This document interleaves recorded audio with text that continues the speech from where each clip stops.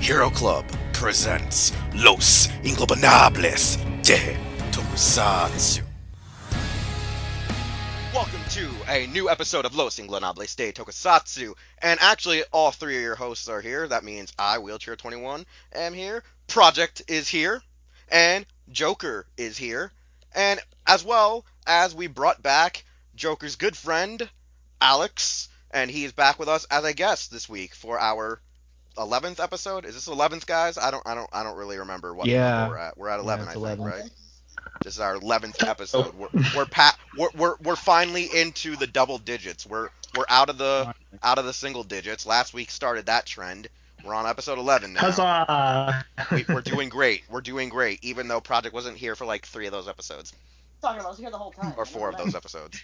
Again, clone conspiracy wheels. It's keep on forgetting the clone conspiracy. The clone conspiracy is continuing. So since technically you know all of our hosts by now, even our guest hosts, we have a really interesting episode for you all today. As we stated early on, the series, or I should say today's episode's discussion is called Rider Thy Name is Metal Hero, even though in the chat I wrote it Rider Thy Name is Rider instead of Metal Hero. I wrote that on the fly. I was like sitting there like, wait a second, but Rider Thy Name is Godzilla. Yeah, Rider Thy Name is Who Gives a Fuck. Anyways, other than that, on our lit list that we have the 80s anymore.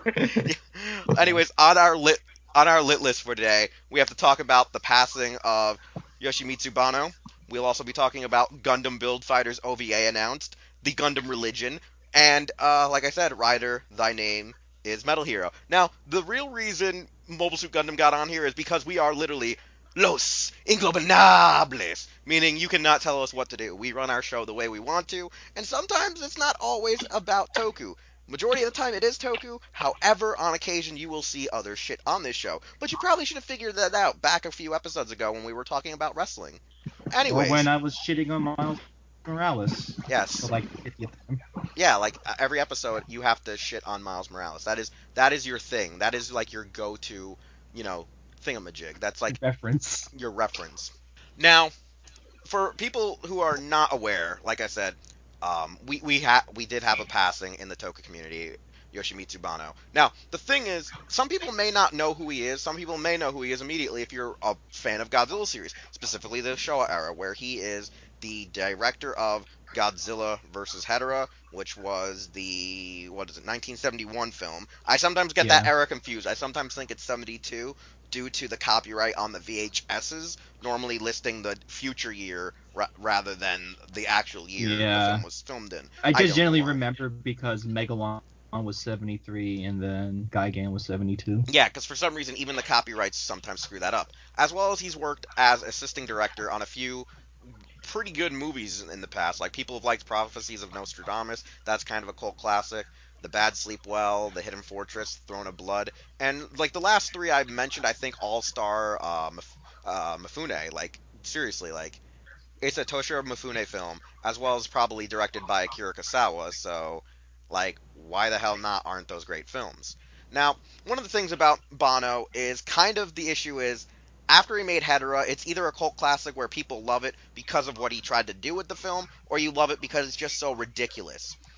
And actually, it got, Tomiyuki Tanaka pissed at him, as well as, if it wasn't actually for Banno's actual love, though, for the Godzilla genre, technically we kind of wouldn't have the Legendary Pictures Godzilla, because he was the one guy Toho loosely had faith in to help produce the movie.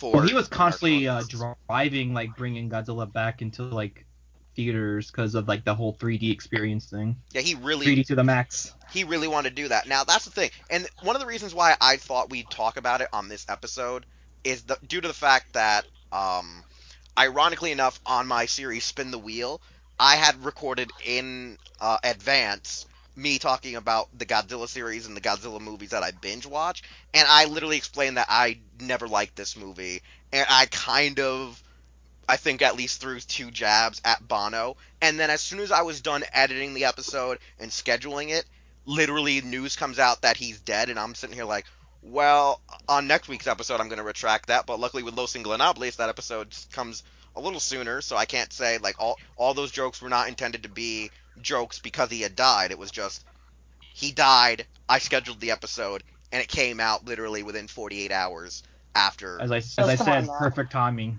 I know. We all know you're a horrible human being. Come on now. Oh no, Oh I'm a yeah, horrible we also human have the Death being, Note. but I usually don't publicly do anything that bad or during a person's time of death. I normally don't publicly talk shit about them unless they're persons who have wronged me in the past, and those people know who they are.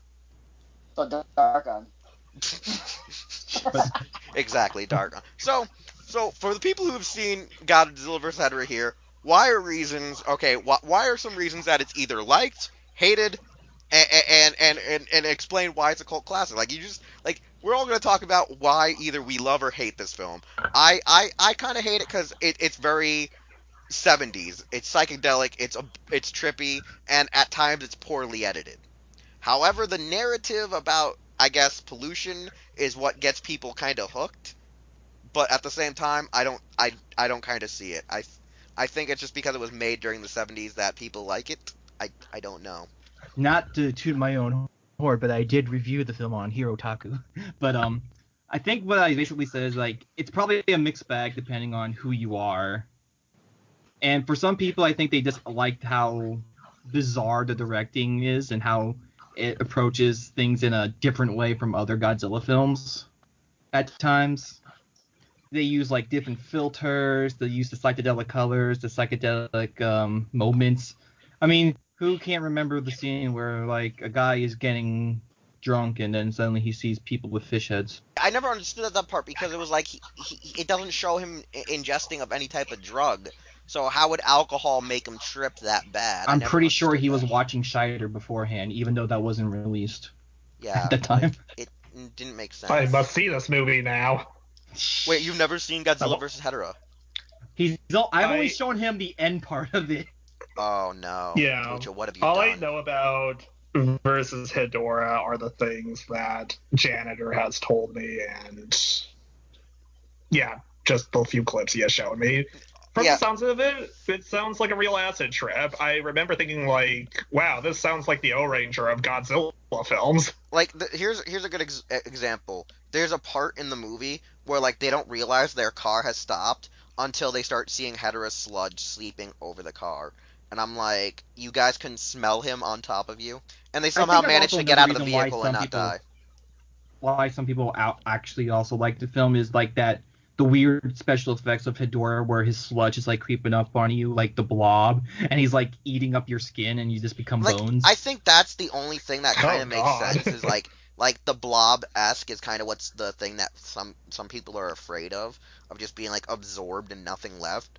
Like there's parts visually where it is kind of stunning and suspenseful or fearful, but like at the same time I feel that some of the worst attributes to the movie are like a lot of its weird I wouldn't say unrealistic, but like unusual visuals, as well as some of its poor cuts and edits. Like it jumps around too much. I think people would probably have a problem with it because it does feel like a jumbled mess at times, where you're like, okay, why was this scene here exactly? It's more like the scene was here because it just wanted to be strange and psychedelic.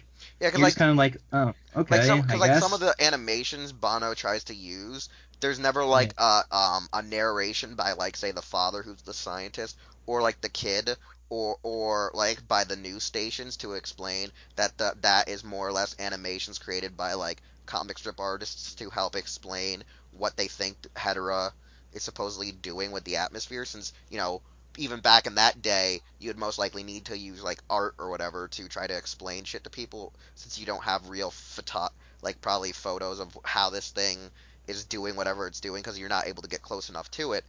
But then like the way they choose to use like these very weird, abnormal animations was really psychedelic. Like here's a funny thing that the movie actually does remind me of, like some of the animations. It reminds me of that weird sort of like erotica series that I think Toho produced, like those animated erotica movies, like with the oil paints and shit. I forget what it was called. And the only reason I know of this movie series is because I seen it recently play on Turner Classic Movies. They played like two or three of the films, and like it uses these weird like imageries to explain like sex and love in stories, and I forget what it was called. God, why can't I think of it? Because it uses the same art style at times when they do like the Hedorah scenes. The film was also very hippie-ish. Let's like get that out there. It's very hippies. Yes, it really is. I always found this scene funny where like everybody's like in the Kumbaya singing group and then Hedorah flies over them, killing them. Oh yeah, you know what? The one thing I never understood was like what was with the weird elderly people in the woods watching them. I never understood. I don't that. fucking know, man. So what we're trying to say is that Hedorah can be hit or miss depending on who you are. If you're a hippie, you probably love it. If you're not, then Yeah, if you want to You're protect our probably planet, is. you probably hate it, and you're like me who just like skip that shit. if you're looking for a better version of Captain Planet, I guess this is a film for you. Yeah, because like that's the thing. Like I think Bono like maybe had an idea, but he was also probably tripping balls during that era Oh because yeah. everyone was either snorting cocaine or smoking a crack ton of weed or doing both at the same time. I mean, it was the 70s. So like I feel like had he wrote that movie idea maybe in the 60s or in the 80s, it probably would have flowed a lot better. I mean, at least it's not like Biolante where it's a great film that tells you we should stop science altogether. Stop science, or else we're gonna Stop. create giant plants that kill us. Yeah. So I mean, Bono's life has had an interesting take. I mean, it's so interesting enough that like I said, he helped us get the legendary pictures Godzilla. He's Which sort of ironically yeah. caused the creation of Shin Godzilla. Which yes, ironically caused the creation of Shin Godzilla, and ironically enough, this man has been at G Fest on at least 3 occasions or 2 occasions. So I mean, like, he can't be that bad of a dude. He can't I'm be sure he's a that. nice guy, and I don't think Hedorah is that bad to where like It's no it Megaguirus. ruined Godzilla. But I could understand almost why did. Tanaka would probably. Oh, Well, yeah. it probably did. Yeah, it almost. But like I can understand why Tanaka would probably be like a little peeved at like what Bono did Yeah. at the same time. Yeah, because like I can like understand like as a guy that like actually like has grown up with Godzilla and even at one time did love Hedorah. Like when you look and you do your history, you're like, what were you doing? I was like, who gave you this idea? But at least Hanna-Barbera? But at least like Godzilla has a flying scene, and everybody talks about that. Yeah, that's like one of the most iconic things from the movie. Godzilla flew and he got pooped on. Literally. Literally. Literally. If you want to look up giant lizard loves scat, you'll probably get Hedorah. All right. And ironically, in this next discussion, which is, Gundam Build Fighters, we have a meme for you when we get to this Gundam Religion discussion because there's that whole joke. But before we get to that joke, we're probably going to have to explain how Build Fighters started this whole scenario. So Gundam Build Fighters finally revealed their newest project, which is the OVA Gundam Build Fighters Counterattack of Jim, or Jim's Counterattack, as well as there's another project being called Gundam Build Fighters Battle Rouge. Battle Rouge. I think it's supposed to be like Battle Rouge, a play on both words put together. And we just know that they're coming out sometime this year, as well as 5 new kits were announced. One unnamed kit, which will be used most likely by Sayori. And then we have the new Jim. We have a China bear guy. And a super I can't think of her name. God, it's so bad. Like, oh yeah, a Super Ganko Gundam kit, as well as this new Shinobi Impulse Gundam. And honestly, these 5 kits are awesome. They come out this summer in July and August. However, if one looks at how they do the release date chart, it's interesting. But we have a new Build Fighters, and technically no one here has watched Build Fighters yet. Everyone here has at least watched a Gundam series, but I'm still trying to get people to watch Build Fighters. Project, you're gonna watch Build I'm Fighters. busy. No, you need to watch Build Fighters. Okay. Stop watching the same stuff on Netflix. Watch. I'll get to Build Fighters eventually. Damn right. Sure, But Gundam watch series anime. this is where the Gundam Religion kind of it conspired. Where when the news broke, I tried to get Project to go start watching Build Fighters yet again, and then Project replied as usual. Yamato's Jesus. Yeah, and I was like, no, he's not. And then Project was like, see, Destiny is superior. And I was like, no, no, and no. So then Project was like, well, then... What? Think about it for a minute. And then I was like, well, Because that's Project, what- technically he is Jesus because he came back from the dead. He's like, yeah. And he's like, and if you like Setsunef Seiya, he has to be God. And I was like, yeah. And he's like, and then Hiro Yui is the Holy Spirit. And I was like, no, Hiro Yui is the right hand of God because he brings vengeance upon everyone. And then he's like, then who's the Holy Spirit? I'm like, Domon Kashu, the King of Hearts. Well, backtrack. At first, you kind of like, oh my god, what are we on to right now? Yeah. And then we started. Yeah, and then they started devolving even further. Where at one point, Project, what did I say was the Archangels? Was it the Iron Blooded Orphans? Damn right, Tekadon. I said, and the Archangels of Setsuna are Tekadon and the Iron Blooded Orphans cast. And then 5 minutes go by, and Project and me are laughing about it. We're still making jokes about it. And then I had a weird epiphany that the Cherums or the Cherubums or whatever you call those cute little angels are SD Gundams. It's the SD Gundam Superior Defender Force.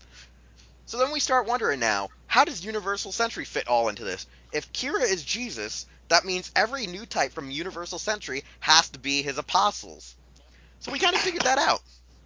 But then we were like, then, if these guys are all the religious ones, who are the bad guys? Who's our Judas and who's our Lucifer? And originally, me and Project thought it was Char.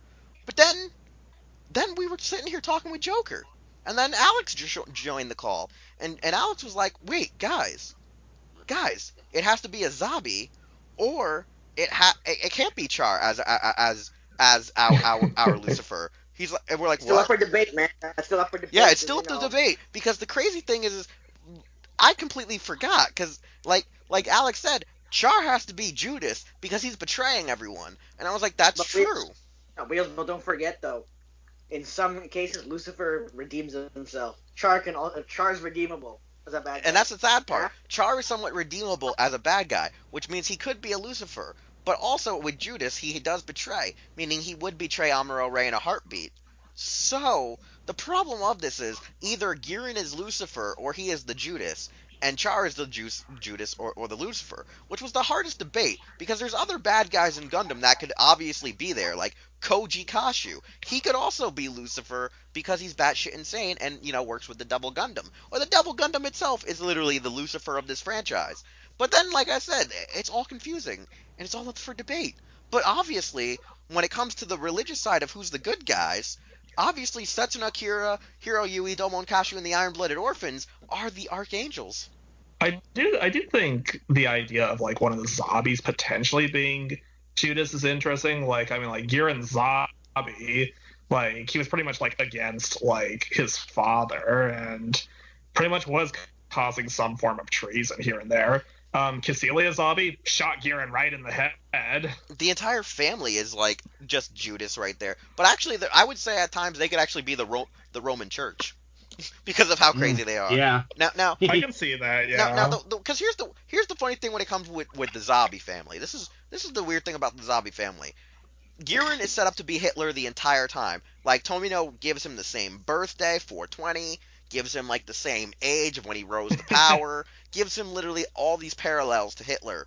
But when he finally even mentioned, yeah, and when he finally takes over in the series, it's like 3 episodes before the finale, and like no real like time has occurred where he is the true ruler of the Zabi family. It's still his father who took over, and like that's still like the biggest thing about Universal Century. Like that part was poorly written by Tomino's part, but it was still hilarious because Char really didn't have to do that much work to get rid of the Zabis afterwards, which then comes into play as maybe he's technically the Judas because he's always just backstabbing everyone.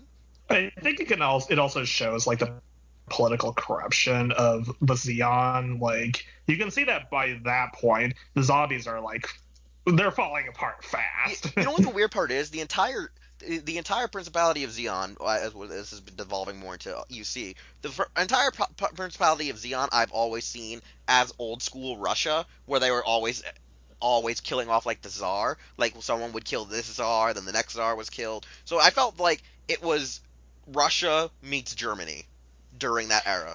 The original like Mobile Suit Gundam, I think, does scream a lot of parallels of like Japan in a post-World War II setting when the Cold War was pretty much like the main thing Yeah, going on. yeah. That it's like that, but it takes a lot from the early, like the late 18th, like I'd say the late 19th century and the early 20th century. It takes a lot of stuff from like the 1800s and the early 1900s that was occurring though with at least Russia and Germany with their evil faction, Xeon. Ironically, there's like a lot of parallels. There's a lot of parallels, a lot of melding of the then politics of the time, definitely. But yeah, no, that was the funny thing because like it all devolved because as usual, Project's enjoyment of Seed always has to argue against my enjoyment of all the other shows that are not Seed. So Seed is the Jehovah's Witness of the Gundam Religion. Have you heard about our Lord and Savior Kira Yamato? Damn right. Just comes up to your door. Ain't got time for your shit, Seed. Get out of here. Project is at everybody's door. Seed Destiny. It was a far superior show. Seed had far superior Gundam, but the show was garbage. It is true. It is true. And now there's probably someone out there who's saying, "How are they making these parallels?" And I'm like, because we do crazy things like that. Because I'm drunk. That's probably also the other. We're all trapped in the vapes of green vapor. That too. But like, yeah, no, man, like expect Monday to see the chart of the the religious tier of Gundam protagonists. The play-by-play. Oh, wonderful. It'll be the downfall of us all, but we'll enjoy it anyways. But yeah, no, it all spun out of chaos, like, because, you know, I was trying to tell Project, maybe you should start watching Build Fighters. Maybe you should go on Crunchyroll or YouTube and watch it where it's for free.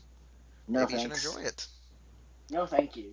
Yeah, because Project's more afraid that he'll start wanting to buy Gundam kits, but the problem is more like he'll be buying kits, but paying me to build them for him.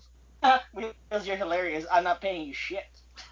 Religion brings the worst in us, man. It's Gundam Religion. Tearing us apart. Gundam Religion destroys us all.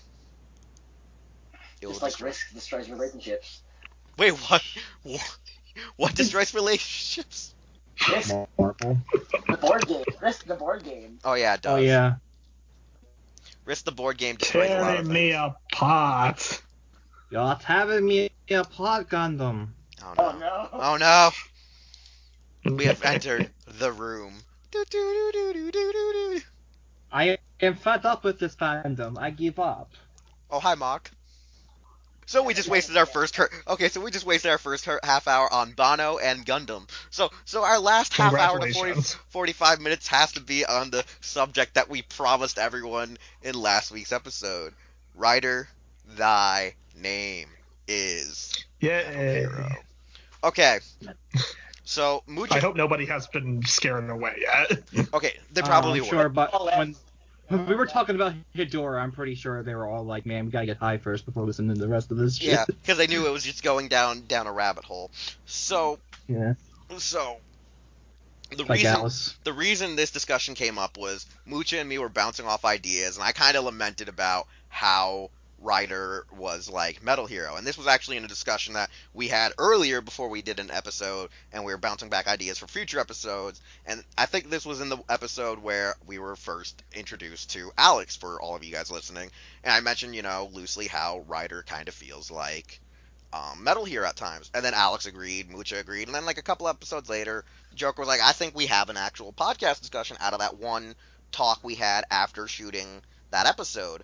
And I was thinking, yeah, if we actually came up with more ideas and revisited issues on where we see a lot of the parallels between the two in the more modern age, it would help at least explain to our audience why we came up with this topic of discussion. And a lot of it first stemmed from really us just joking about Kamen Rider Drive really being a late Showa era rider like Black and Black RX mixed with like the stuff of Kuga and Agito with like the cop drama thrown in, and then having like the Metal Hero aesthetic of his suits and his upgrades and not actually looking like, you know, a bug. And then we kind of started like putting more shit together, like why is it since almost like Deno, when they first tried the idea of let's start fighting, well no, Deno and Hibiki tried to start like popularizing the idea of fighting like giant monsters on almost like a monthly to weekly basis, but then it really got like really set in stone that it had to occur in Rider by Double to now. Like Double really solidified it, and like for the last 7 years we've had like these weird things where they need like a vehicle or a bigger vehicle of some sorts, like almost like a sub-sized mecha, to fight these weird, obnoxiously large creatures that are terrorizing the city. Like they're not as huge as the basic kaijin, which goes to be like 40 to 60 meters tall, but it's like a basic 12-meter tall, 18-meter tall monster. Something that's at least as big as a Gundam. So we started realizing there's more to this story than there really is, as well as how the shows are written. So The plot thickens. so we realized, yeah, like we had a discussion point. And so it really, actually, I think a lot of it really came up from, first off, Alex, when I first brought up the joke, and then like he kind of tipped off that there was obviously a few more things there. So I'll throw the floor to Alex for a while so I can shut the fuck up finally. And then I'll throw it to somebody else once Alex gets off his thoughts, and then we'll just start bridging everyone's thoughts. Modern writer feeling like Metal Heroes. Like there's been this whole like debate over Heisei Rider feeling like Metal Heroes pretty much as early as Ryuki, maybe even Agi. Like I've always heard the like comparisons to Metal Heroes, and I could see them to some extent, but I always felt that Heisei Rider still retained some of its Rider DNA here and there. It wasn't until like very, very recently, like Drive, when it really like went down this path that made me think like, wow, it really feels more like Metal Hero now. Like even at first glance at like the protagonist suits, it's just like, yeah, I wouldn't have known if this was like Kamen Rider if it wasn't for like the brand name hovering above them. Yeah. I Like, think that's wait, specifically what's why funny? like it continues on. I think I also fell for that shit too with Kabuto, because when I saw Kabuto, the only thing that made me think Kamen Rider was the fact that it was bug aesthetic, but because the suits themselves were more armor plated, I thought they were also a reference to Juko B Fighter. I can see that, yeah. Well, I mean, like, the fighter, was also insects.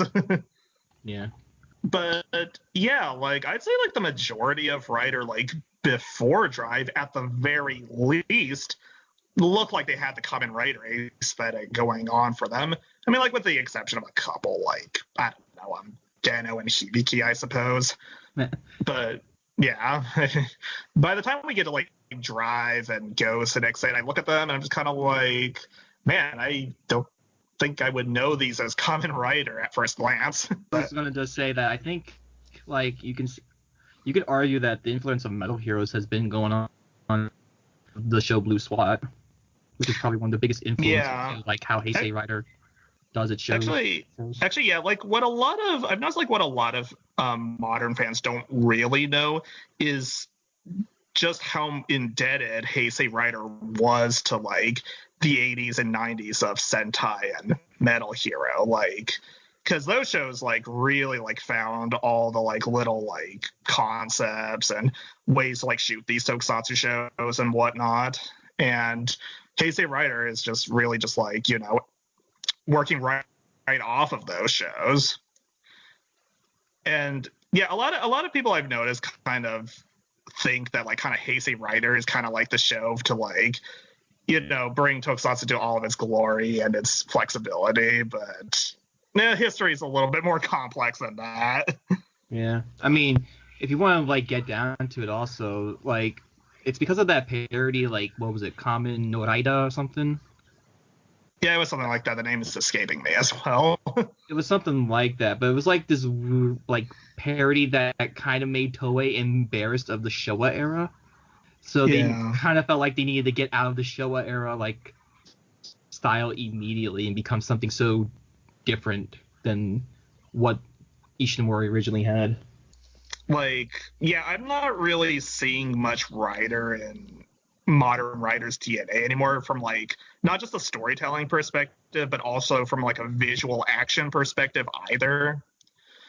And yeah, that's it for the most part for that. Yeah. All right, I'm gonna pass it back to one of the main hosts. I'm gonna go to Project. You next on the whole thought of where you think like Rider really takes a lot from Metal Hero, and you give your thoughts on it. Wheels, come on now. The Heisei Riders got most of their shit from the Metal Heroes. I grew up on that stuff, man. Starting with Gavin. So Uh, are you familiar with? Wait, who is it? Is it Spielman? Wait, no, who is it? Spielberg? Spielban, I only know of him because I would believe VR Troopers, but I didn't get to really watch that one. Or Ew. or Hido Keiji Jiban. That's basically Drive, dude. Yeah, G-Bon, like, I mean, okay, kinda, yeah. this is a funny thing. I've never seen G-Bon, but the actual actor friended me on Facebook. The actual actor who played G-Bon friended me on Facebook because I became friends with other Tokusatsu actors who don't run their Facebook like a fan page, but run it like a regular Facebook account. And one day I got a friend request from G-Bon's actor. Nice. Neat. I mean, a lot of the Metal Hero series actually dealt with more mature stuff because people actually died. Dun, dun, dun. Yeah, like, here's the thing, that, like, coming off, because the project has seen Metal Heroes, and I've seen Metal Heroes, the thing I've noticed, though, is a lot of the modern-day writers at least take a lot of their, aesthetics, I feel like, from characters like G-Bon, Exceed Draft, Juko B Fighter, Windspector, and Blue SWAT, like Mucha says. Like, I haven't really seen Blue SWAT, but I feel like they really take stuff from that. Hell, even Robotac and Kabutak has been borrowed due to X-Aid. I've seen a lot of inspiration from the post Space Sheriff stuff, and I mean post Space Sheriff as in like after Just Beyond and Spielban, you know, like they don't really quite delve into any of that hardcore sci-fi stuff like the early Metal Heroes did. Yeah, like, a lot of the writers don't touch the Metal Hero-esque, like, kind of era, because that was the weird thing. Even though, like they don't take the Metal Hero-esque era of the Space Sheriffs, and it's kind of weird too that, like, some of the non-Space Sheriff Metal Heroes are still technically Space Sheriffs, because I've never understood that thing with, what is it, like, Spielban and Just Beyond. Like, they're still technically Space Sheriffs, just they don't have as much chrome on their suits. Those shows like have like the Space Sheriff formula going on for them, but they kind of like step out of some of like the boundaries of the classic formula. They try to like go into like other areas. Just Beyond was batshit insane. You know what? He's gonna fight giant monsters, man. Yeah. But yeah, no. But like, that's the thing, though. Like, there's certain things from Metal Hero that I've also seen. Like I said, like, one of the things is, like I said, the giant monster kind of aspect of having these, like, 20-meter tall monsters and then needing to have, like, a sub mecha like vehicle. Because, like, look at the, like, a prime example for American fans would be Beetleborgs or Juko B Fighter. They have, like, these small terrain vehicle tanks, and they just tackle them and attack them. And that makes me think, like, you know, Trideron, Drago Gary or whatever it was, the Dragon Castle in Kiva, the Revel Gary in Drive, like those things, like, I mean, in Double, like the Revel Gary in Double, and then, like, you have these vehicles, or like when Birth actually needed to use, like, his battle mode, his battleizer, like the Birth mode, birthday mode. Yeah, you can tell that they're really trying to like retain a lot of the different toys which were so prominent in like 90s Metal Heroes while still kind of keeping the Kamen Rider brand going. Yeah, like, you can see they've borrowed a lot of things, and I think at the times that's what made Rider in a sense kind of popular, was that they were like, well, Metal Hero's dead, we might as well borrow that, because Sentai's gimmick is kind of like an open shut case where it's like there's not really much you can do to fuck that up except with the story and how much toys Bandai forces down our throats this season. I think with like Rider, it's like I think with Rider, like Rider had to up to that point followed its own kind of formula, and there's only like so much you can really do with it at a time, you know, like Ishinomori's very specific set rules of like how a Kamen Rider story works. Like after Agito, you can see that Rider is starting to like trying to break the rules and try and like get out of that so it can kind of make these like Metal Hero toys like, you know, work into the series. Yeah, like, that's the weird part too, is because like I like the idea of, the weird part is, like, at times I feel that like the Kuga Agito is like some of like the prime examples of being Kamen Rider. But then there's times where, like, I see, like, like I said, like, in our discussion we had a couple of weeks ago, where I look at a lot of these popular writers in the modern era, and I go, you kind of have at least some aesthetics of what it means to be a writer, but you also, to me, feel more like really a good written toku on your own right with just the Kamen Rider brand, or you feel like you're actually the Metal Heroes. Because, like, with Drive, at times, Drive is like if a metal hero, like he's like at times the Drive character himself. Shinosuke is like the fusion of a good rider and a good metal hero, and I think that's why Drive worked. Then there was Kamen Rider Gaim, where Gaim was kind of like a Kamen Rider, and he was also like a metal hero, but he also felt like a character that you would see in like comics at times, or he was like a character you could see like in Sentai. So like I felt like Gaim had like a lot of attributes thrown into him that did. Gaim was a mishmash of a lot of protagonists. Yeah, like he he really didn't fit, like him and his series kind of didn't fit the script of what it meant to be like a true Kamen Rider, but it had elements there, but it took a lot from like the other Toei branches. Like it took a lot from like Metal Heroes when it came to like simple aesthetic suits with like armor plates, and then it was like Sentai with like, you know, so many riders. And like that's sometimes what ends up happening with more riders, is that with more riders it becomes kind of more Sentai-ish at times. Here's my question. It's been a while since I remember this, but the age of every rider, Heisei rider protagonist, are they in their teens or in their 20s? It changes so roughly vastly. Around 20. I think they've gotten a bit younger. Huh? Like the Metal Hero protagonists are usually like in their mid-20s or full adults, correct? Yeah, Metal Heroes were normally considerably supposed to be anywhere from the age of like 26 to like 34, at least. I don't know. I don't think it was that. I know Kenji Oba was quite old when he was at least nearly 32, maybe when he was Gavin. What was that really how old he was? I don't know. Kenji Oba looks a lot older, or at least the character was. Not the actor. Oh, okay, the character. Well, then again, you know, back then, I mean, not all the actors looked all like pretty and idol-like. Yeah, well, I would say, yeah, like that's also another thing I also argue, is that the idolism of like having the actors of Rider and Sentai sometimes hurts the show. I think's like credibility at being a serious show is when you have like these pretty boys. Like badasses. Yeah. Kenji Oba was around 27 when Gavin. Yeah, he was around 27 when he did, so he's at least near 30, but he looked older. Yeah, that would make sense because like he just came off of doing like Battle Fever J and Denjimon like right before that. Yeah, because Kenji Oba was a trained suit actor. Yeah, he was. Yeah, because originally he was Aka Ranger, the suit actor for him. That's right. Yeah, so he's been around for a decent amount so far. Yeah. Makes him a badass. Yeah, but no, that the thing is, but here's the thing. A lot of the Metal Heroes are always supposed to be like at least mature, like at least more mature to the like late adolescent to true early adult. It's like the thing with like Metal Heroes was that it was meant to like really show off like the action teams involved in the stunts and everything. The stunt actors, store coordinators. Like it was very much a action driven genre where like the actors were like already like well known established suit actors or action actors. Yeah, like a lot of Metal Hero episodes could pretty much like divulge right into like these very, very long action sequences. Yeah. And the other thing is it makes you want to take a lot of shots every time the theme song hits in those shows because they didn't have insert songs back then. Totally worth it though. Because like I mean, every time I watch Gavin, I have a Gavin drinking game. Is every time the song plays and it's not the inaugural opening credits, you have to take a shot, whether it be instrumental or actual lyrics. Listen, man, me and Spielbond's opening theme go way back. We're tight.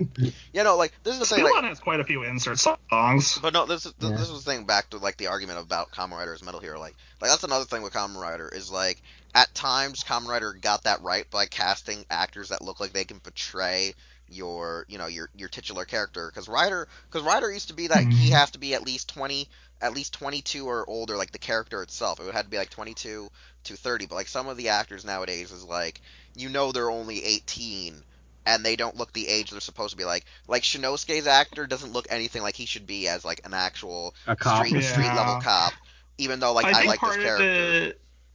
I think part of it is that in a lot of these like older shows, they cast people based on like their acting abilities. They look like actual people, whereas a lot of like the newer actors are not really quite cast for those things. They're more cast on just like how pretty you look, you know. I mean, it was pretty much fabricated, yeah. Like that was the same thing that happened with Takumi's actor being casted in Fies because he looked like a popular singer at the time.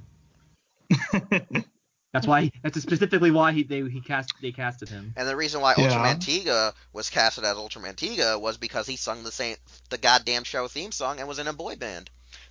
I don't think like the modern actors are really too much younger compared to what we had normally gotten before, but I think it's more of just like where it's a gradual notice. Where they're looking now these days, or like what'll sell.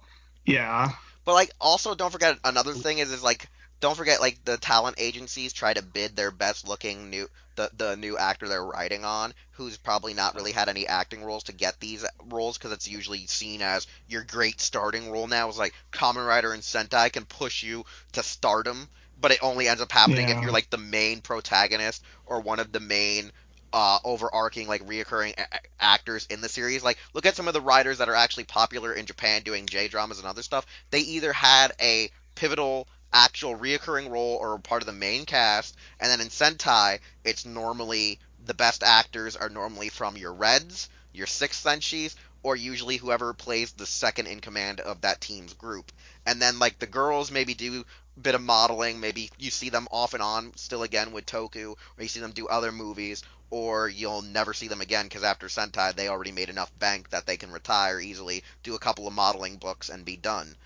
And Mao went full on voice acting. Yeah, and some of them can do that. Like Mao went full on voice acting. Jasmine's actress did some voice acting. But like some like that's the thing. Like they like a lot of Toei stuff is still very typecast, and I feel like they're typecasting in the wrong areas because that's how they're typecasting in the wrong areas on what Toku should be like, but they're typecasting in the right areas where the Japanese publicity is like, where it has to be like they're basically going sex sells. Watch our shows. Yeah, pretty much. You're never going to get an actor like Hibiki. Yeah, actually that's probably the best argument. Wasn't he the oldest Heisei? He was like one of the oldest Heisei protagonists, I believe. I think he's one of the oldest looking. The oldest. The oldest. No, he's the oldest Heisei protagonist. Yeah, he might be the oldest protagonist for like Rider. But he's like really good in Hibiki though. Yeah, like he was so good they killed him in Death Note. That's how good he is. yeah. The only way to kill him was killing him using a Shinigami. And that's and unfortunately and luckily Death Note had the revenge of killing Ultraman Max in the movie that freaking Philip is in, the new Death Note, Light Up the World. They killed Max. He was Hibiki's actor. What was it? Shigeki Hosokawa. He was like what 33 at the time. Yeah. Sounds like a new movie for Joker. There, Vape Up the World. Vape Up the World. Yeah. Vape the World. Joker, Vape the World. Yeah, but no, like that's the thing is like I feel that if you want to make Rider really good again, you might want to consider getting actors who are at least anywhere between maybe 25 to 28. And actually going back to being oriented on being a little bit mature, a little bit more action-driven, and having actually maybe a real story that's actually apparent since the very beginning, rather than establishing it after maybe episode 14. Oh yeah, the overarching stories have been really hampering like Rider and Sentai lately. Like here's a good example. Don't try to establish your story after like episode 10 or 15. Try to start at least having a real inkling and narrative since the very first episode, because they'll do these things now. Well, they'll do like a sub arc that really opens up the real arc, and I'm like, if you're gonna do it, try to make it tie in better. Like Gaim did it, I think well. Gaim did it well, but then Drive and Ghost tried to mimic it, and it didn't come out that good. I think it's they're trying to like bank on like Urobuchi's like anime writing, you know, and a lot of like the modern writer, their approach to storytelling is, in my opinion, kind of taking like the most predictable aspects of Heisei Rider narrate, kind of like, just banking on that. The plot twist. Yeah, Pretty much, here's the yeah. thing. Here's the thing. There are plot twists that when it's a plot twist that could be obvious, but you can still get the audience to be like, damn, like the motives for it are crazy and good. Like a good example is in Drive when like you realize Dr. Banno is kind of like the inklings that Banno himself had to have been God, Kiriko's father, and show Kiriko and Sho's father or Go's father, like that's where like at least the inklings were there. It was kind of obvious, but it also didn't feel obvious. Like a part of me felt like it wasn't going to be that he was their father, but he killed their father, and that's why they were working with him. But actually, it was the whole Darth Vader joke was like, oh yeah, he killed their father, and that's why Kiriko works with me. No, he actually is their father, but he went batshit insane. So technically, everything that was his father was technically killed. The whole Obi-Wan lie of Darth Vader killed Anakin. It was a lie within truth or bullshit like that. I think one of my personal issues with a lot of the modern Heisei storytelling, I think it's a little too reliant on being plot driven, whereas with Metal Heroes things were much more action driven. I feel I think episode driven. Like at least I've seen like the plot didn't start appearing more frequently in Metal Heroes in the era that I was born in. So like late 80s, 90s was more, there was like a coherent plot, but it still wasn't overarching as much. But like the early era was like there's just a narrative of, oh, you're stationed to protect Earth, and if you can get the Maku, get the Maku. If you can't, fuck it. Yeah, like I'm not saying like Metal Heroes storytelling is necessarily complex by all means, but I think it's a bit more worthy to invest into. Like it feels a bit more natural to me. Inviting. Yeah, like here's another thing. Also, Showa Rider and Metal Hero kind of also had that same narrative too, for at least for a lot of the seasons. Whereas like I think that's the one thing where Kamen Rider tried to be different, was it tried to add a real narrative to your plot, or a real plot to your, I don't know. I get confused on which one's supposed to be which, and I'm supposed to get with Showa Rider. Like I feel like with Showa Rider, I said like Hiroshi Miyauchi, like these shows were like carried by their like lead protagonist actors, and Hiroshi Miyauchi had a lot of like energy and charisma and presence.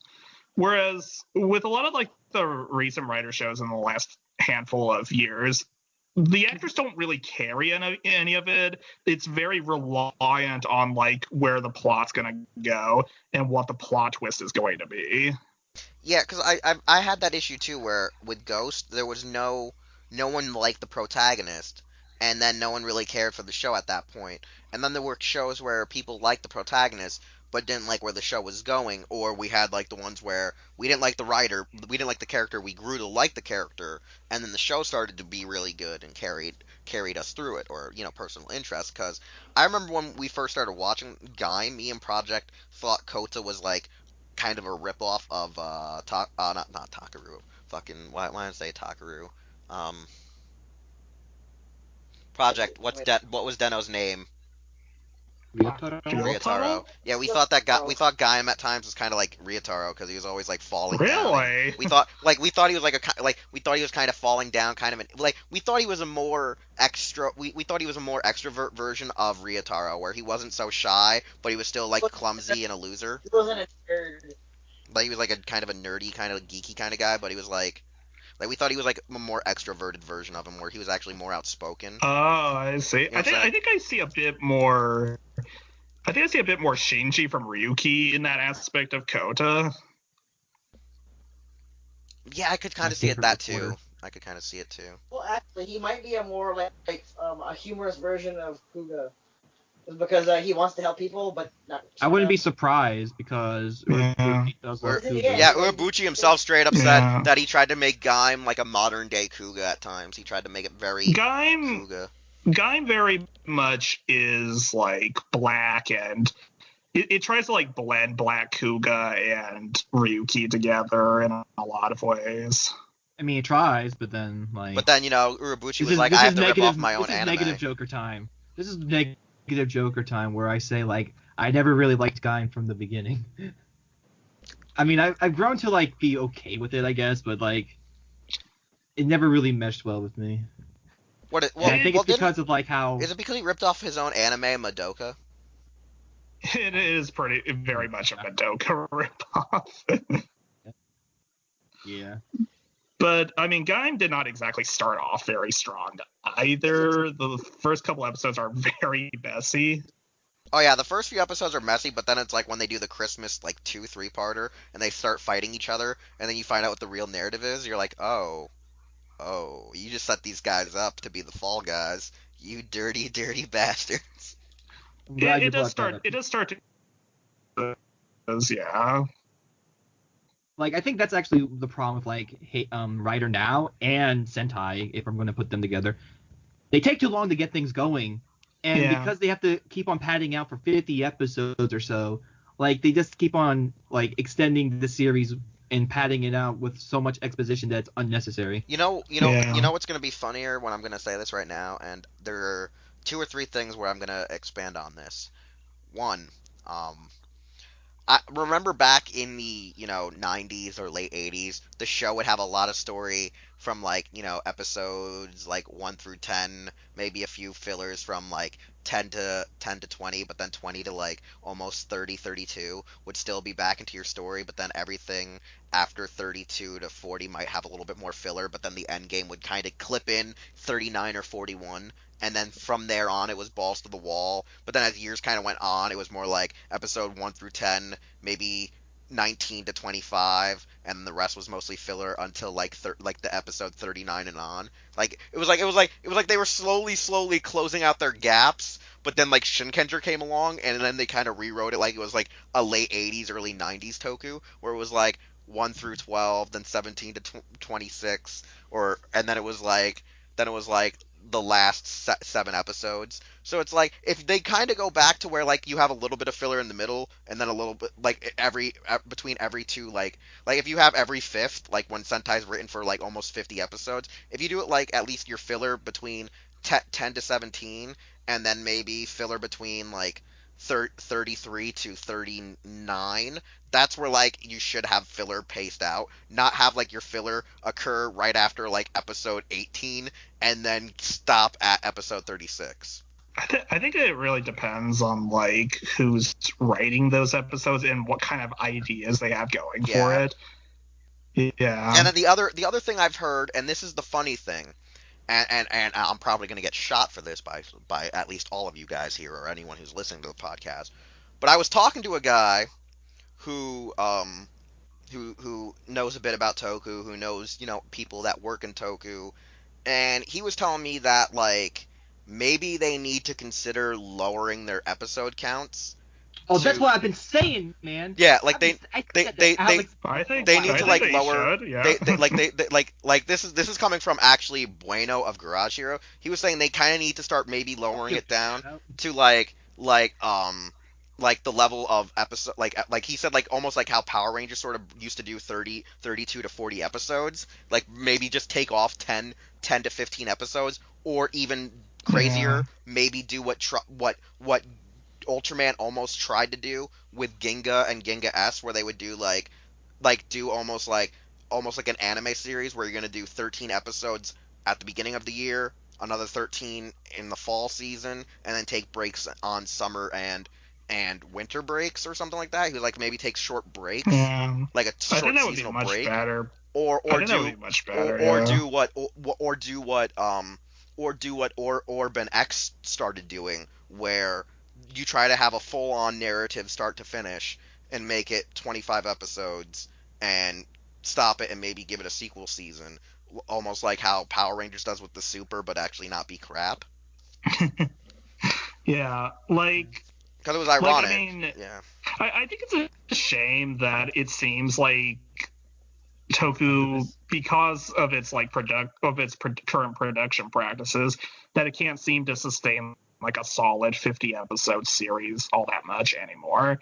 Like that all sadly seemed to die off after the 2000s for the most part. What was the last 50 episode series in general though? What was the last 50 something episode? Like the last one I can always effectively remember was like Die Ranger and Kaku Ranger, like the last two in my mind that always stay consistent, but there's probably others. Like 50 episode or higher specifically? say higher than 48 and at least higher than 50. I know Abra Ranger Yeah. has 50. Wizard? Wizard has 53. Wizard's one, most recent. Wait, is your question like the last 50-ish episode series that felt like it made use of its like runtime? Yeah, like I'm thinking, yeah. I'd say maybe Kyoryuger probably. Like it seemed like the creators actually knew what they wanted to do all throughout their show. Had a theme, except for the the last minute shipping of red and pink. It was there, Yeah. it was there, but it wasn't executed correctly. Could have done it. I guess. or not. I guess what I mean is that like I could not imagine Kyoryuger being a shorter show, to put it simply. With the amount of Senshi they had, but with Q Ranger having that many, I wouldn't be surprised if they have a 50 episode count. Is it confirmed how many episodes they get? We don't know how many Kyoryuger episodes has ever usually obviously- confirmed until like right around the time when like they're gonna start filming the next season. Well, I mean, like we don't really need to be like super specific about the episode count. I mean, it's all roughly 50 episodes. Yeah, but then there's some seasons that drop below like 48. Like I've seen a few writers I think that've gone to 42, 45. No, 46 is the lowest they've ever gone. Okay. Like Which, yeah, it's a bit smaller, but I mean, it's still roughly a year-long show. yeah. Like I really think that maybe they need to consider dropping it a little lower than 46. Maybe they really need to consider the 40 episodes, and maybe they could use those times to try to do again some of those special episodes they were trying to do, because now they took out the idea of actually making those spring specials where they cross over the Sentai and the Rider, because I actually loved the very first one they did with Tokyuger and Gaim. I found that one to be wonderful. I loved that crossover and thought it was amazing. Like the actual, like it was. With was it not Metallic? Who the fuck was it again? The one with the Kiter. yeah, there you go, Kiter. No. Yeah, that was the really Kakaider nice. and Gaim one, but that was its own episode. No, it was the spring. It was the spring one, right? It was the week. It was literally the Sunday that the new movie came out, or the Sunday before the new movie came out. They literally had it that superhero time through Tokyuger to Gaim was 1 full hour like TV movie to hype the movie. And like I thought it was actually a really good written like narrative to try to explain that superhero ties in for the movie, like that movie coming up.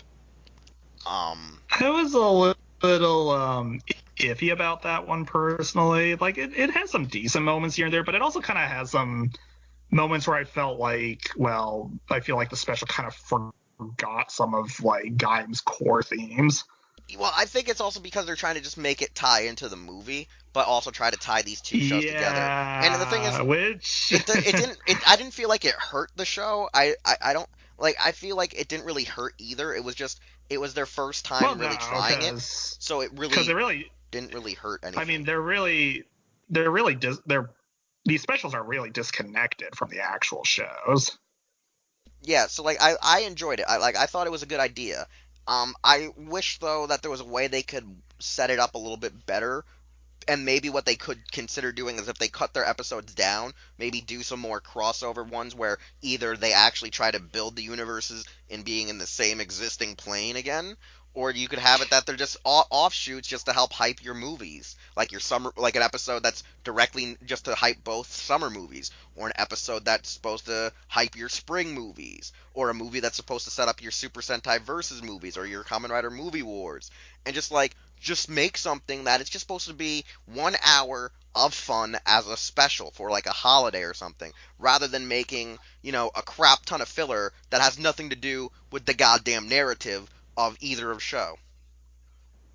Yeah, that's kind of like one thing that it has actually kind of bothered me about these crossovers is that the worlds don't really mesh into anything interesting. They just kind of get slapped together and then well, that's really the movies. A day, Like that's the movies. I feel like if they took like here's the funny thing. I wish they took more time to maybe if they were gonna slap worlds together for these movies.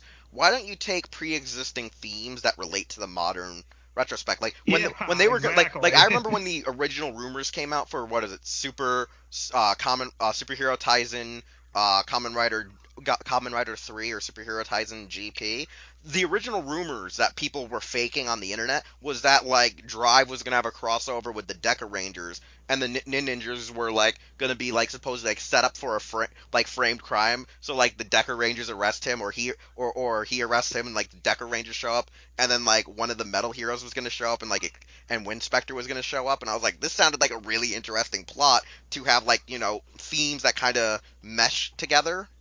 But then it was like, and they were like, also Go-Go 5 will show up because, they're rescue vehicles. So have like Trideron, driving around the Zords and shit. But like, they were like, nah, it's a fake ruse. But like, that's the thing where like, when you have teams correlating, like, whatever was I think they skipped over Superhero Taisen for Kamen Rider Ichigo. But when Zyuohger was happening, I was hoping that Superhero Taisen, if they were doing this Taisen movie that year, was going to be Ghost. And I was like, oh, what they should do is have Ghost team up with like Hibiki, because he's technically a paranormal rider, and Kiva, and make the movie about those three riders working together, as well as have it that the Zyuohgers are working with the Gal Rangers with those three sets of riders, and like it's them fighting some weird entity for Superhero Taisen, and that's why it's called Superhero Taisen, is to bring teams rather together that are your parallels to these like themes or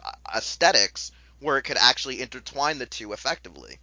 That's wishful thinking wheels. I wish that happened. Yeah. That's wishful thinking wheels, because I know the people involved with the Superhero Taisen stuff, they like to have heroes fighting heroes as if they're Marvel comics. You can still have heroes fighting heroes, but you can have a better narrative as to why it happens. Like, look at one of the greatest Super Sentai versus Gal Ranger and Hurricaneer. They thought they were actually fighting the real Gal Rangers until they knocked them out of their suits and realized it was freaking the generals for Tao Zanto who stole the Gal phones. And they were like, but it's like, how many times can you really do that? Yeah, like eventually it like you can do it several times, and for me it never gets boring if you make the visuals impressive. Yeah. That's just me. Like that's the thing. So it's like when I watch these shows, I feel like if you can do it, if you can repeat it and make it like not look broken, that's good. Like sometimes like that'd be nice, because one of my biggest issues with the Taisen films is that, well, they look really fugly visually. They're all the same film essentially. Yeah. Yeah, like honestly, you need to have. I feel like Toei maybe needs to consider not firing the guys they have, but having the guys do real fucking research on the series that they're writing for, or trying to bring together, rather than just bringing all of the groups together. It's like, well, hey, we have an animal Sentai here and a ghost. Well, how can we bring animals and ghosts together? Well, let's get some other writers that deal with the paranormal, and let's get some Sentais that either deal with the paranormal or animal Sentai, since, we have an animal Sentai. So maybe we could have the Kaku Rangers maybe make a cameo going, oh, it's a yokai, and attack Ghost. And then Ghost be like, I'm no yokai! Ah! I think the main thing that writer like didn't copy off of Metal Heroes was actually copying like their nice action and choreography. Yeah. Which is a shame. If they really wanted to copy that, then that means we'd have to always do the stupid, hey, I'm gonna shoot you with some weird gas so you hallucinate and we're in a different dimension now. Oh, yeah. I accept that. The Maku space. Yeah, like let's Honestly, repeat Maku space every fucking series. Honestly, I find that would be a welcome change compared to them fighting in like the same concrete street every single episode. Like, at least, okay, this is the only argument I can have where X-Aid's weird stage select is kind of hilariously good, because it explains the most random why did they just change from one area to the another. It was because some rider decided to activate stage select.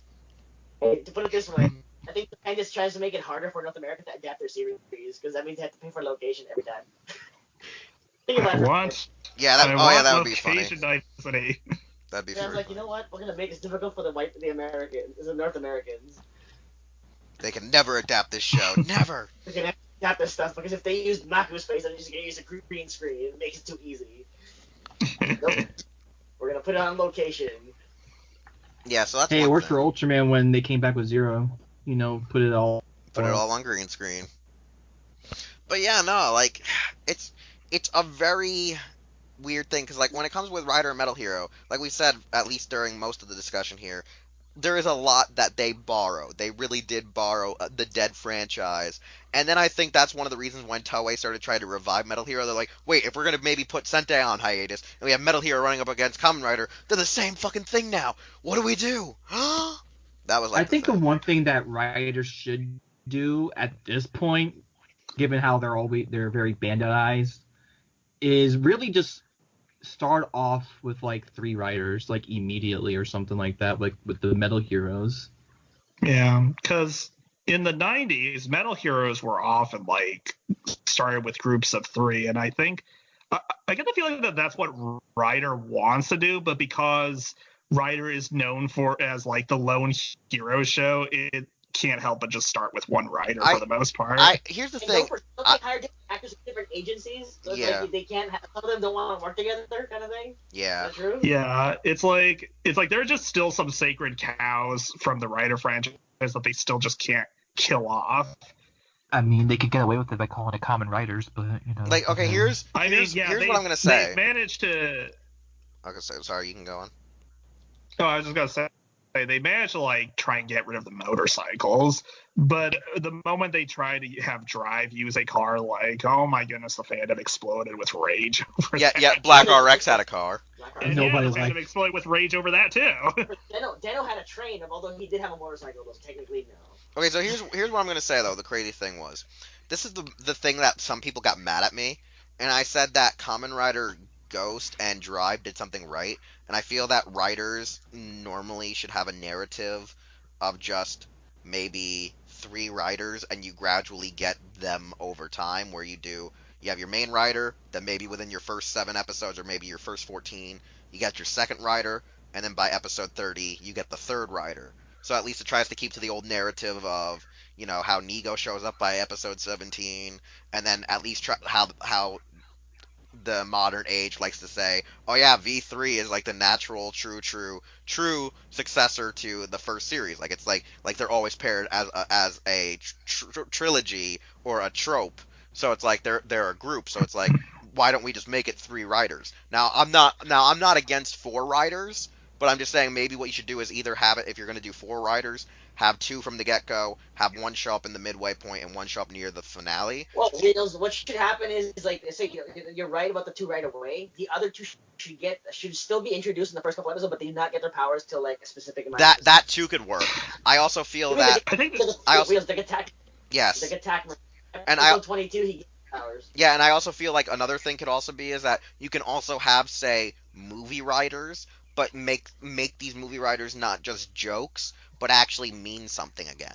Make a movie writer mean like a reason for it. Like if you're gonna do it, G4. maybe you could do an idea where like the movie better ties into the series, where the movie at least helps better bridge the gap with like what leads to the final narrative of the villain, and like the movie ends with like an Easter egg ending where like the villain turns into a Kamen Rider. So it's like their final villain is like a writer or something like that. Well, yeah, like what I was gonna say was that like if you're gonna have like any amount of writers at all, I hope for the love of God that like each writer actually serves a purpose and they're just not there because Bandai said so. Like I would hope the creators actually have ideas for each and every writer, and so that I think the best example you could have for like having multiple writers and implementing them into your story is Agito.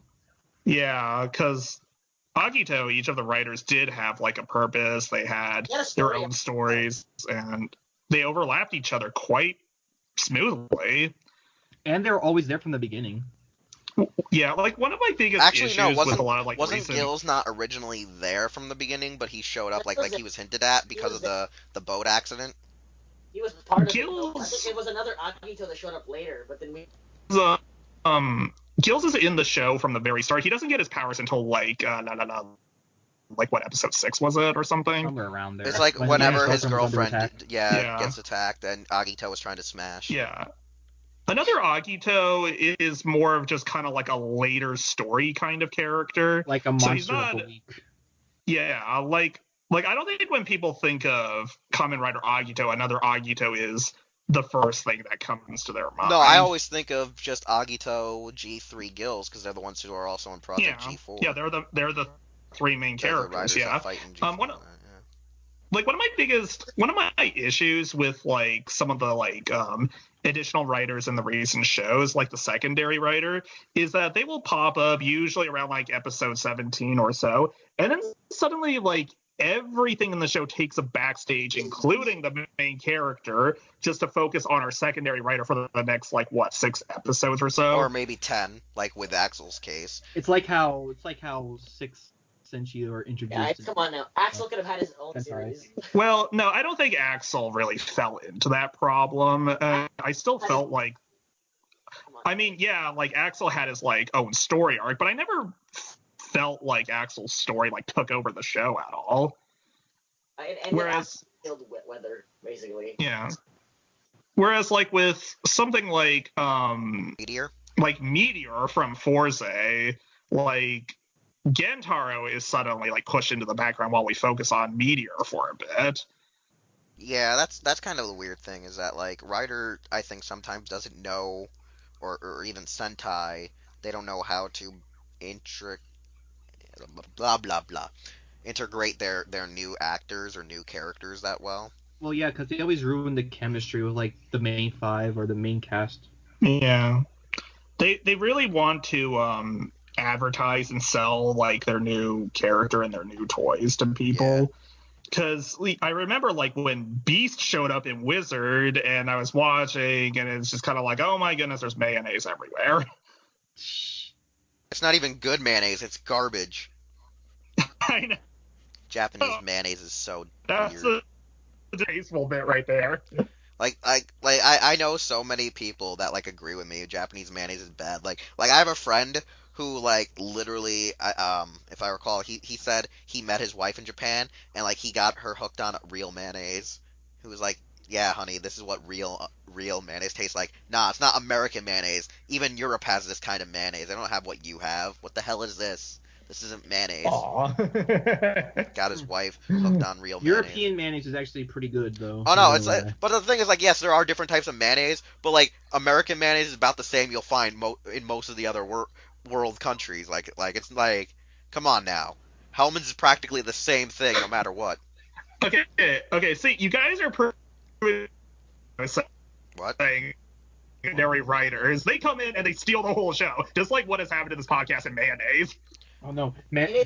Or it's like with me and Project. I took over Project role for like 4 episodes. For like 4 episodes, Project wasn't here.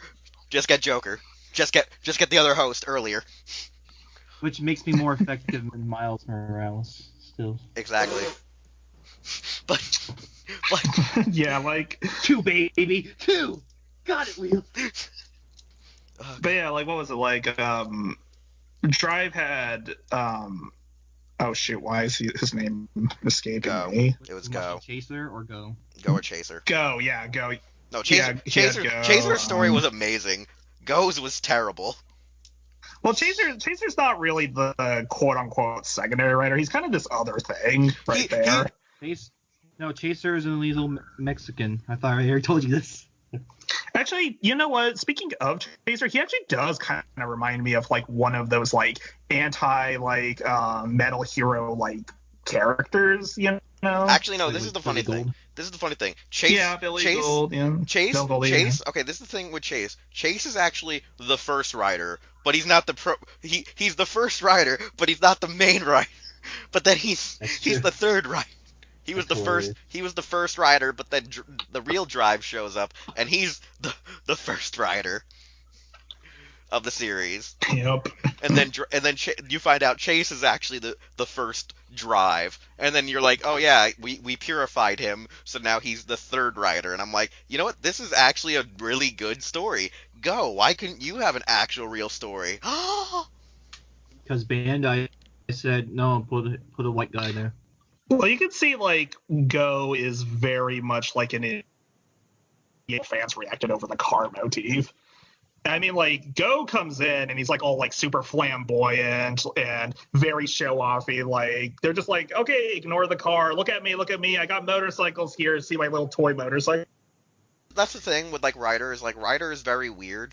Ryder is very finicky, as Michael likes to say, or say Joker likes to say. My bad, but as Joker likes to say, the fandom has like this weird mentality where they can't get out of the certain mindset they've been placed upon since they've joined Rider, most likely since decade to now or double to now. Is that like they're like has like this expectation of Rider is just a bug man with a motorcycle and not like he's supposed to be like a really in-depth character or in-depth story, because like a lot of these stories that a lot of fans saying are very in-depth are in-depth, but nothing like the depth of characters we've grown up with, which is I think it's weird. like I think it is indeed like a result of like when they got into Exactly. Rider, because I've actually heard like a lot of the newer fans criticizing a lot of like 20th century tokusatsu, including the Rider stuff, saying like, oh, like I mean 21st the century. shows weren't as flexible back then. What? Right. Do you mean like the early Heisei, or do you mean like even the Showa? I'm kind of confused. When you said 20th century. 20th century toku, So that you mean, like, includes like Rider and Metal Hero. Okay. Okay.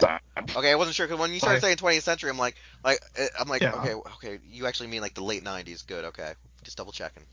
Yeah, like I've heard people say that Rider is more flexible now than it was before, and Oh, okay. I can think this agree. kind of just brings me back to like I can agree it's more flexible, but it's way too flexible than it should be.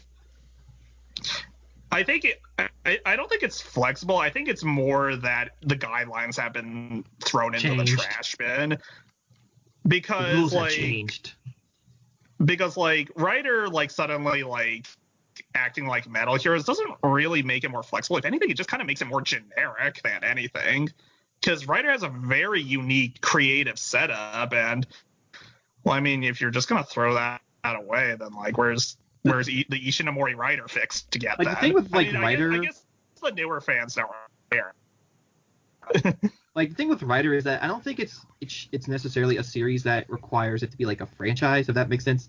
Like it's not something that you can always have every year. Yeah. Because it's not made to be like in that with that mindset. Yeah. I mean, Bandai clearly saw every reason to make it every year when Shotaro Ishinomori passed away. Yeah.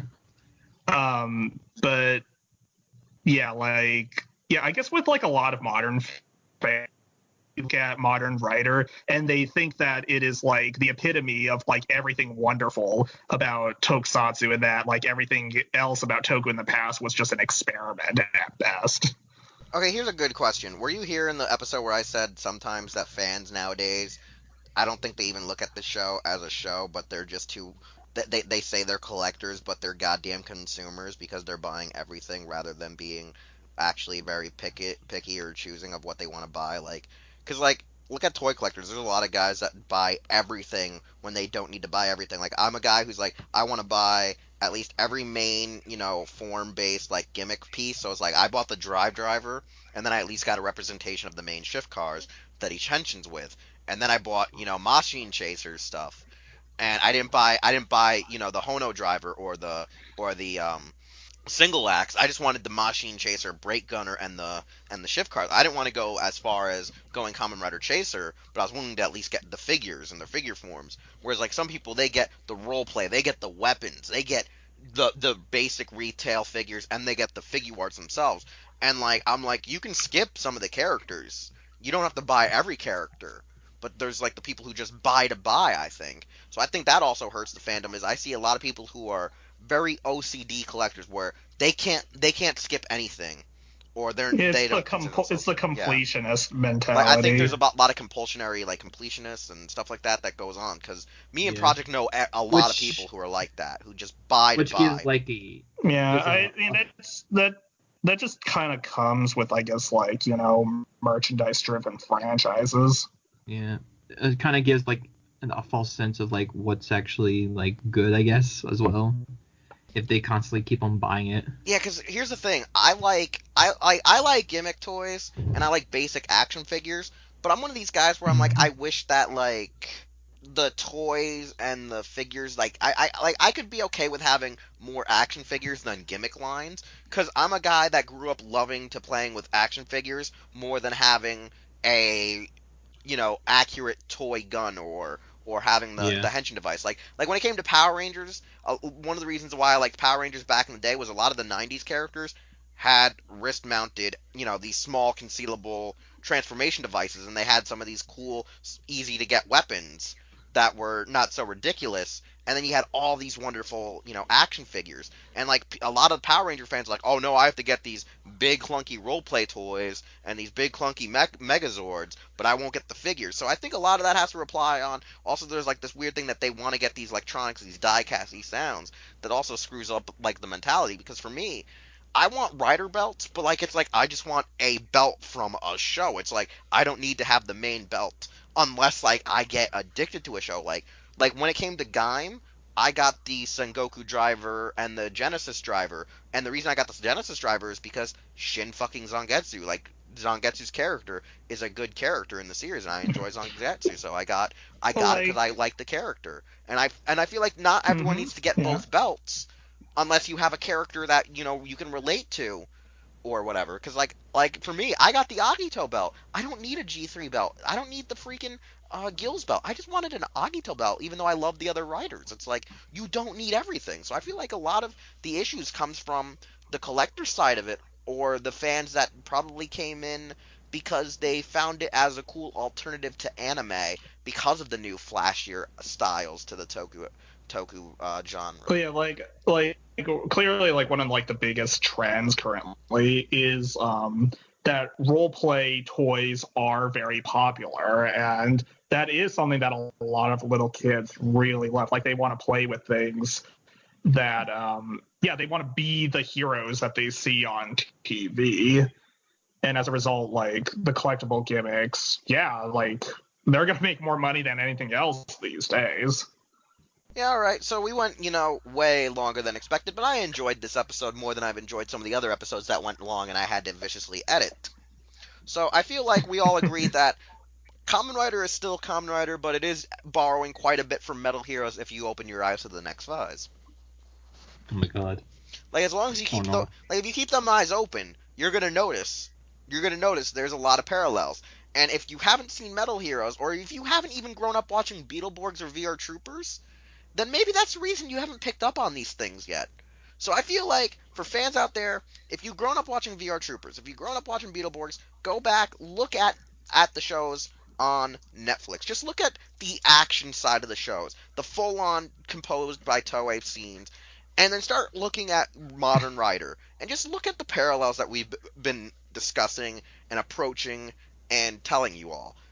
And start maybe considering checking out the original source material and seeing how amazing Metal Heroes are, as well as checking out, like I said, the true parallels that we have mentioned here. Now, not all of these may line up for a lot of fans, and they may just be our weird conspiracy theory consensus, but I'm pretty sure there's others out there that probably agree with us that, Kamen Rider, your name is Metal Hero.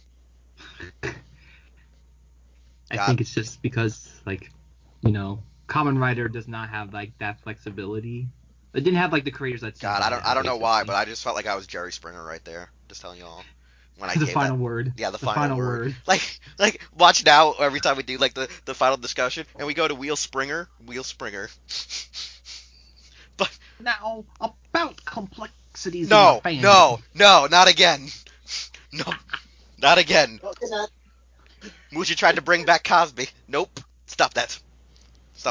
So anyways, guys, like I said, we got it. We can always pick up this discussion again one day if we ever go back to watch any Metal Heroes again, or watch Riders and compare them directly to the Metal Heroes we think they're inspired from, or the stuff they're inspired from, the themes or the suits, etc., one day, because I would love to do that. Like, I'd also love to do another show that Mucha brought up, recently, asking me if I've seen it, which was, what is it, Changerion? I would love to watch that and talk about it one day. Changerion? Oh, yeah. So, anyways, we're going to wrap up the show. We've shot for almost an hour and 40 minutes, which is way over our time limit. Most likely, I will try to get this down to 1:30 even. I will try to. I won't guarantee it, but I will try to. Okay. And so with that being said, Alex, please tell people how people can follow you on social media, whether it be a website or your Twitter, whatever. Sure thing. I've got a Twitter. I'm Sentai Bandicoot on there. You can find me with the Charmander icon that says Alex on it, and I have my blog, Sentai Bandicoot Rambles. I apologize, I have not updated it since the last time I was on this podcast. That must change soon. Project, how can people find you? Project One on Twitter and Snapchat, and Project One on Instagram and Snapchat, and Project RDM on Twitter. Mucha. I'm not gonna do a Bill Cosby impersonation, but you can you can find me on Twitter as Janitor Joker, or you can like my Facebook podcast group that will eventually start again called Toku Warriors. And of course, eventually I'll make a page for the other podcast I'm going to do called Spark Miners. All right. So with that, don't forget we will also be hosting these podcasts. Either, special episodes, maybe Mucha might let us have some special episodes directly for this YouTube channel, or actually just be hosted on our, our actual website page. However, you can find them at places like Hero Club and Hero Taku. And for this website, or I should say this podcast, yes, you can check out HeroClub.com. You can follow it at Hero Club for Life on Twitter, Facebook, and Instagram.